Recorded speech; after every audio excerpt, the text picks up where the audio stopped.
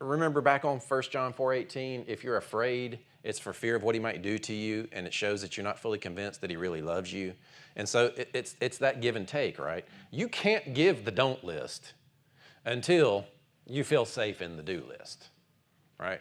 And again, I'm telling you, some of you will get into this, and you watch, and you just have to tell yourself, I'm going to let, this is contrary to what I think marriage should look like. You are going to think, he should know this. He doesn't. Or he would do it. Or there's something else going on. You got to give each other time.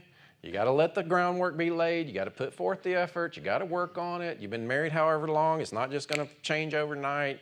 You work on these things, but if a long extended period of time.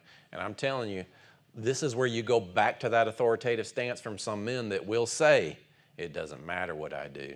It is spiritually ordained that if you would just obey me as your husband, then everything will be in proper order.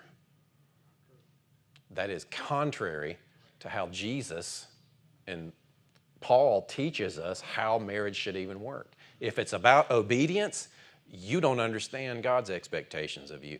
You don't understand obedience from the heart. If it's about authority, you don't understand your relationship with Jesus. You don't understand that Jesus no longer calls you servants, but calls you friends. Amen.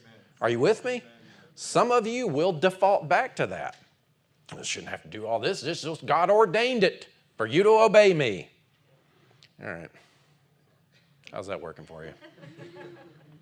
You'd be surprised. And some of these marriages that I've sent over for different places and have come back and said, well, they just told me that if I would obey my husband, then everything would work out because God, if I obey him and he obeys God, then everything's going to work out. Yeah, but you're forgetting the relationship. You're forgetting that he died for us. You're forgetting that self-sacrificial love going first.